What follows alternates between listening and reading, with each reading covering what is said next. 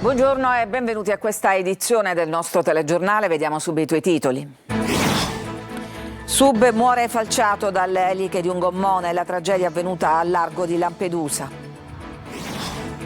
L'Etna rallenta, è riaperto ieri pomeriggio l'aeroporto di Catania, ma sono state giornate di grandi disagi per i viaggiatori. Il Codacons chiede un piano strutturale di assistenza.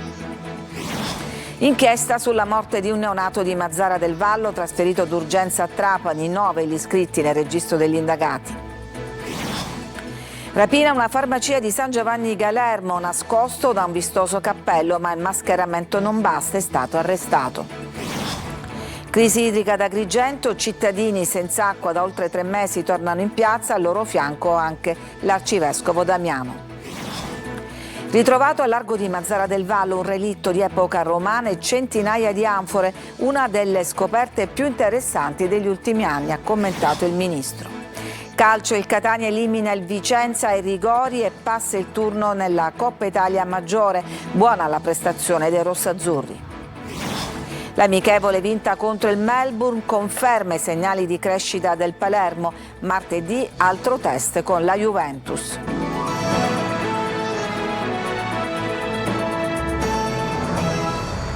Dunque c'è stata una tragedia all'Arco di Lampedusa dove un sub di 29 anni è stato travolto da un gommone che era stato noleggiato da un gruppo di turisti. L'uomo, che si trovava in compagnia della fidanzata, si stava immergendo nella zona di Punta Sottile quando è stato falciato dalle eliche dell'imbarcazione. Secondo il sindaco dell'isola, Mannino, il ragazzo era provvisto di un regolare pallone di segnalazione. Il corpo è stato recuperato poco prima delle 20 di ieri sera dalla Guardia Costiera. La dinamica dell'incidente è ancora tutta da accertare.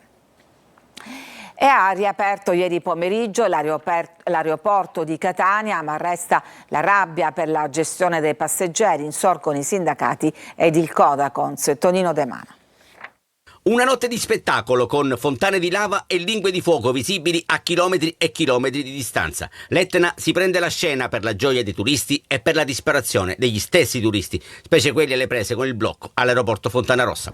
Sul vulcano si è aperta una nuova bocca eruttiva nella Valle del Bove a quota 2550 vicino al monte Ritman. Il rallentamento della fase eruttiva ha comunque permesso il ripristino di tutte le attività di volo con l'avviso per l'aviazione Vona passato da rosso ad arancione. C'è ancora una debole emissione di cenere, la cui caduta è confinata nella zona sommitale, ma non viene prodotta alcuna nube eruttiva, mentre sono presenti colate laviche nelle desertiche valli del Bove e del Leone. Prosegue invece l'intensa attività esplosiva al cratere Voragine. È tornato operativo intanto l'aeroporto, ma sono state 48 ore da incubo. Questa la colonna sonora del caos, seguita dalle vibranti proteste dei passeggeri, al microfono di Orazio Longo.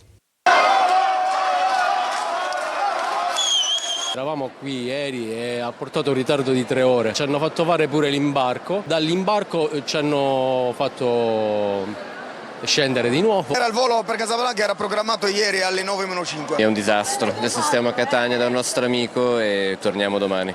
Dove dovete andare? A Milano. Decine di voli sono stati cancellati, altri dirottati a Comiso, Trapani e Palermo. Protestano i lavoratori dell'aeroporto Falcone Borsellino di Palermo a causa di condizioni operative non più sostenibili dopo la chiusura dello scalo di Catania. Il personale è chiamato a fronteggiare carichi di lavoro straordinari, intensificazione dei ritmi, turnazioni gravose e situazioni di elevata pressione operativa con possibili ricadute sulla sicurezza e sulla qualità dei servizi erogati, denuncia la Legea Sisal.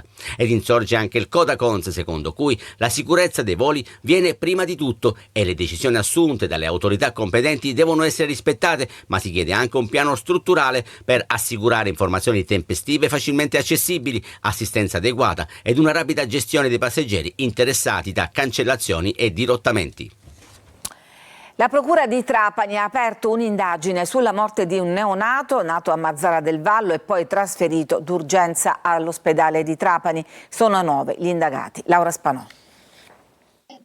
Sono 9 le persone iscritte nel registro degli indagati della Procura di Trapani per la morte di neonato avvenuta all'ospedale Sant'Antonio Abate lo scorso 25 luglio. Si tratta di medici, ostetriche, infermiere, neonatologo e ginecologo che prima alla Belaiello di Mazara, poi al Sant'Antonio Abate di Trapani si sono interfacciate con la mamma del neonato poi deceduto.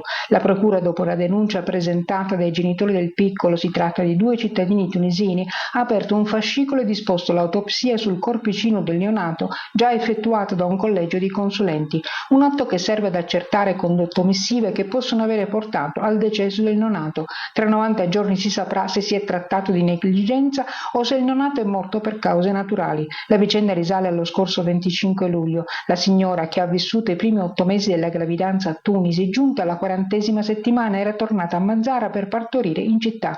Il 25 luglio, nel volgere di poche ore, dopo una consistente perdita di sangue, alla donna giunta alla Belaiello i medici in 13 minuti praticano un cesareo, ma le condizioni del piccolo sono gravissime. Dopo una prima rianimazione la corsa verso Trapani. La Belaiello non dispone di una terapia intensiva neonatale.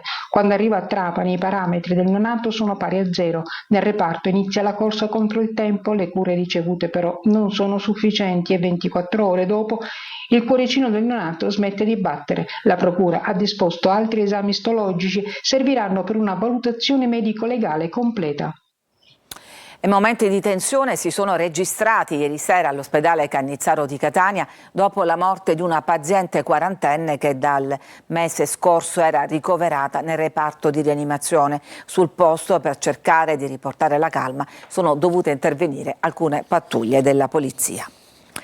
Un quarantenne entra in una farmacia a San Giovanni Galermo, in provincia di Catania, e minaccia 2 dipendenti con un taglierino prima di impossessarsi di 900 euro, cioè quanto c'era nel registratore di cassa. Gli agenti della sezione antirapina della squadra mobile sono riusciti a individuare la sua auto e poi il rapinatore, nonostante, come vedete da queste immagini, al momento della rapina si fosse nascosto con un vistoso cappello. A Agrigento torna la protesta in piazza con i cittadini che da oltre 3 mesi sono senza acqua, che protestano, al loro fianco le autorità e fra loro anche l'arcivescovo Davide Sardo. Oltre 3 mesi senza acqua, una sete che non dà tregua e che trasforma la vita quotidiana in un'emergenza continua. Ad Agrigento la protesta arriva in piazza Pirandello, dinanzi al municipio. In strada cittadini, famiglie, anziani e bambini per chiedere una soluzione definitiva alla crisi idrica.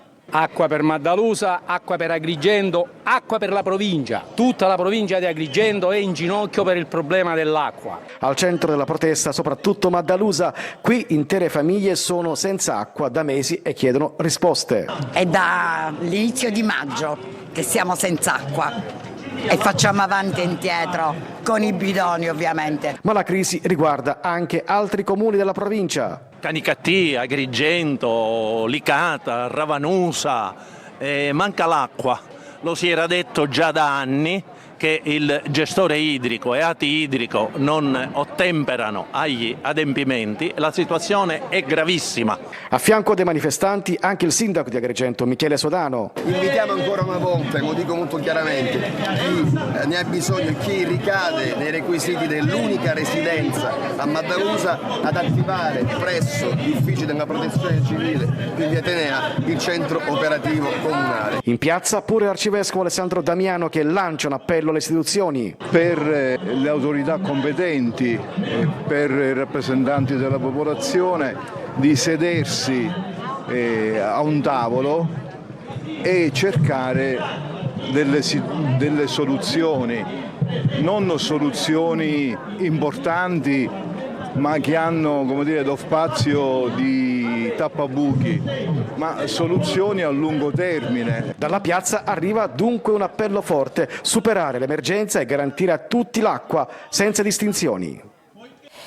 Investe un pedone e fugge, è successo nel centro di Castel di Judica, in provincia di Catania. La vittima, un 25enne, stava attraversando la strada quando è stato travolto da un'auto. Nonostante l'impatto, il conducente non si è fermato per prestare assistenza e non ha nemmeno attivato i soccorsi. Soltanto l'immediato intervento di altri automobilisti e pedoni ha consentito l'attivazione del 118 che ha trasportato il ferito al pronto soccorso dell'ospedale San Marco di Catania. Il ragazzo non è in pericolo di vita nonostante le lesioni. Intanto i carabinieri, grazie ai filmati di videosorveglianza, hanno individuato in breve tempo il presunto responsabile. Un finto candelotto esplosivo vuoto realizzato con del cartone è stato trovato nella buca delle lettere dell'abitazione di Maria Grazia Santapaola, sorella del boss morto Nitto Santapaola e madre di Aldo Ercolano, ritenuto il braccio destro dello zio. Sul posto sono intervenuti agenti delle volanti e gli artificieri della questura. Il ritrovamento segue quello del 7 luglio scorso, quando nella stessa cassetta della posta è stato trovato un cilindretto di carta contrassegnato da una croce, 2 episodi su cui indaga la squadra mobile. Primi rimedi, parliamo di caro traghetti. L'aumento delle tariffe per le isole Eolie rischiava di bloccare anche le ambulanze, il rischio per ora è stato evitato. Maglio Viola. Gli aumenti delle tariffe per traghetti agli scafi da e per le isole minori siciliane, che scatteranno da lunedì 10 agosto, non incideranno sui servizi di emergenza e urgenza sanitaria, ovvero il 118. Dopo l'allarme delle ultime 48 ore, la SEUS, la società di gestione proprio del 118, ha deciso di farsi carico dei rincari. Con un provvedimento emanato questa mattina, la società ha disposto il rimborso del 18% delle spese di viaggio da e per Lipari e Salina, le 2 isole dove il personale in ferie o in malattia viene sostituito da personale che arriva dalla terraferma. Ci stiamo confrontando con le istituzioni competenti per individuare nel più breve tempo possibile una soluzione definitiva che consenta di evitare ricadute sull'organizzazione del servizio e soprattutto di garantire la piena continuità dell'assistenza sanitaria sulle isole, dice il presidente di SEUS Riccardo Castro. Ma nel frattempo la società rimborserà la differenza di circa 9 euro al giorno agli operatori, molti dei quali si preparavano a rinunciare all'incarico. È una misura temporanea e straordinaria per fronteggiare l'emergenza. Già venerdì scorso l'ambulanza di Lipari è rimasta ferma proprio per assenza di personale. Restano gli aggravi per residenti e turisti e la ricaduta sulle merci che rischiano di far lievitare in modo significativo il costo della vita sulle isole minori. Un tema che Regione Siciliana e Ministero dei Trasporti affronteranno la prossima settimana in una riunione operativa annunciata ma non ancora convocata. Sul tavolo ipotesi di un finanziamento pubblico straordinario alla compagnia di navigazione per coprire temporaneamente gli aumenti dei carburanti e disinnescare il caro biglietti, ma questo intervento potrebbe non bastare. In 1000 in piazza a Messina per dire no al ponte sullo Stretto. Il corteo è partito da piazza Cairoli per concludersi in piazza del Popolo. Tra gli esponenti c'erano anche esponenti di partiti del centro-sinistra e della rete ambientalista. La questione principale che chiediamo è la chiusura della società Stretto di Messina, hanno dichiarato i manifestanti. Al largo di Mazzara del Vallo è stato rinvenuto un relitto di epoca romana e un centinaio di anfore. Ci racconta tutto Laura Spanò. Ancora una volta il mare antistante alla costa trapanese restituisce un patrimonio archeologico inestimabile, frammenti che raccontano e descrivono la storia millenaria di uomini, di rotte commerciali e di scambi che ha reso il Mediterraneo crocevia di civiltà. L'ultima scoperta, a circa 3 miglia dalla costa di Mazzara del Vallo, sul fondale ad una profondità di 46 metri, è stato rinvenuto un relitto di epoca romana, databile tra il secondo e il primo secolo a.C. Centinaia di anfore del tipo Dressale 1A, 2 ceppi d'ancore in piombo e ancora un'altra struttura dello stesso materiale. I reperti sono stati rinvenuti nel corso di un sopralluogo congiunto condotto dal Nucleo Carabinieri Tutela Patrimonio Culturale di Palermo, dalla Soprintendenza del Mare della Regione Siciliana, dal Nucleo Carabinieri Subacquei di Messina con il supporto di una motovedetta dei Carabinieri di Trapani, e questo grazie alla segnalazione di alcuni privati cittadini. Per il Ministro della Cultura Alessandro Giuli si tratta di di una delle scoperte più interessanti degli ultimi anni. Come accade in questi casi, la ricerca proseguirà per svelare la storia e consegnarla alla collettività. Il sito archeologico sommerso sarà ora oggetto di ulteriori attività di documentazione e approfondimento da parte della Soprintendenza del Mare, che dovrà ricostruire il contesto archeologico e adottare le necessarie misure di tutela e comprendere quindi le caratteristiche del carico trasportato dall'imbarcazione.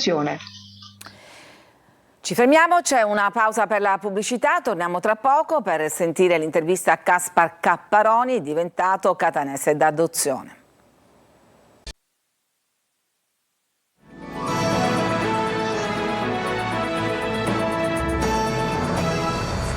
Caspar Capparoni, romano doc, ha trovato a Catania il suo luogo del cuore. È andato a trovarlo nella sua casa di Aci Castello, Eva Spampinato.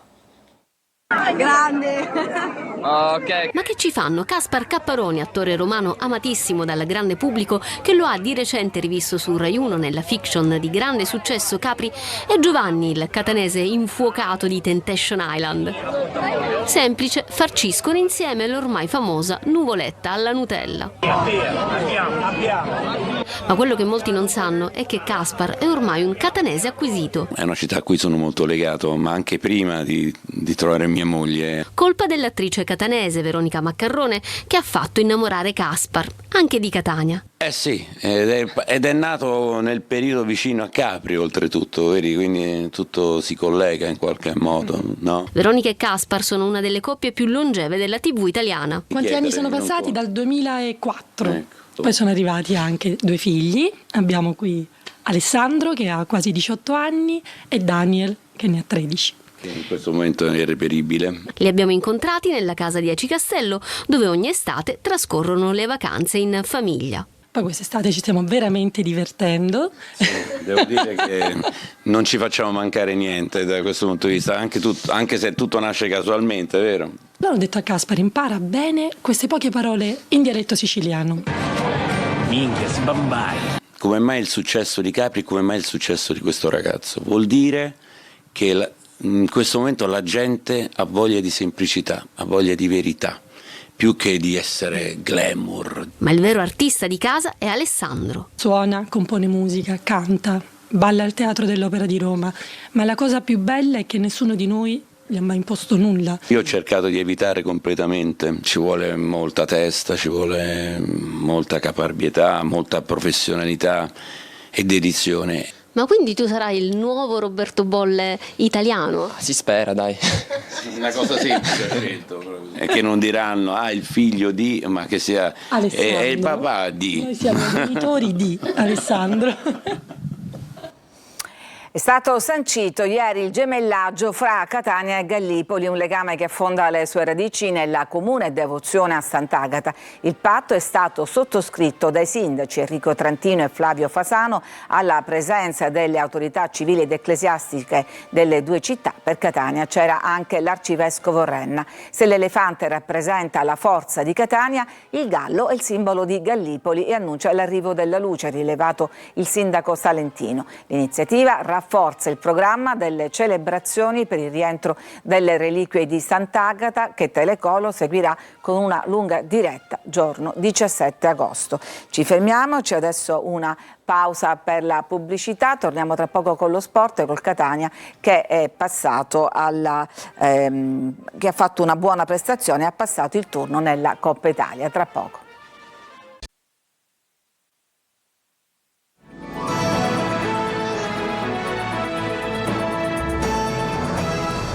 Siamo al calcio, il Catania elimina il Vicenza ai rigori e passa il turno nella Coppa Italia Maggiore. Buona la prestazione dei rossazzurri. Sentiamo Sergio Colosi. Buona la prima del Catania di Longo, che elimina il Vicenza ai rigori e si regala venerdì prossimo la sfida al Tardini contro il Parma nei 32esimi di finale della Coppa Italia Maggiore. I rossazzurri, che avrebbero meritato la qualificazione nei tempi regolamentari chiusi sull'1-1, rispondono così sul campo ai problemi societari per il mancato versamento della fideiussione. Appena 16 calciatori in distinta, Guain in difesa e Leonardo in attacco nel 4-3-3 di Longo. decisivo. Buona prova del Catania che fin dall'inizio dimostra personalità, carattere e orgoglio. Gimenez sfiora il vantaggio con Gagno decisivo. Veneti avanti a sorpresa al minuto 25 con una rovesciata spettacolare di Moncini che batte Dini. Catania ferito ma all'assalto del Vicenza. Al 39esimo Cicerelli spiazza Gagno su rigore concesso per un atterramento di Cuomo su Leonardi. Nella ripresa Dini salva su Costa, entra Caturano fermato nel finale da Gagno.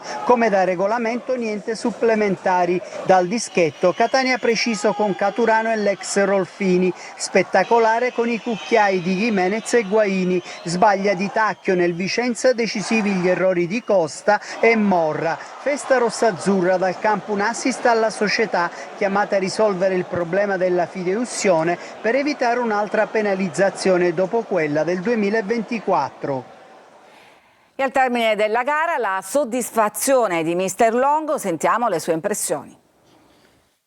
Che sono andati in campo sono calciatori forti, la squadra che mi è stata consegnata è una squadra forte che è capace secondo me di fare questi tipi di partite.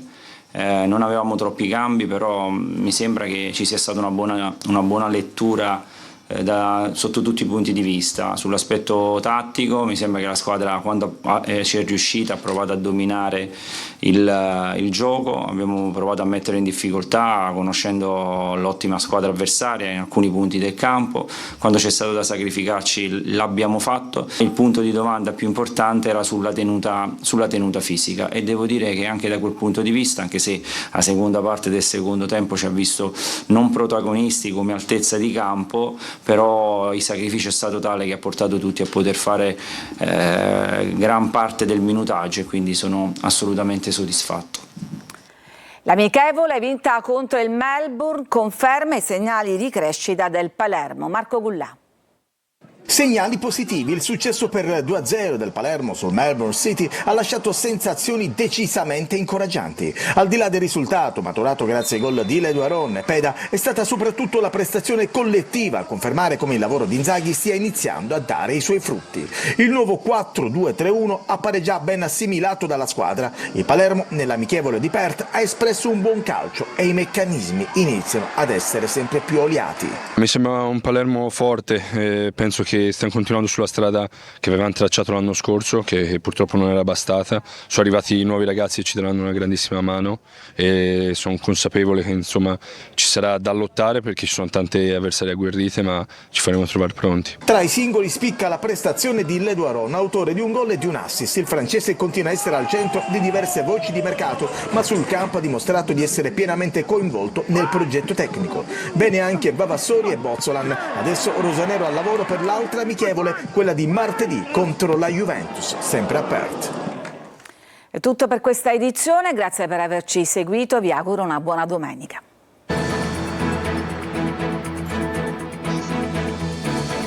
Entra nel mondo dell'informazione con l'app Sicilia Web.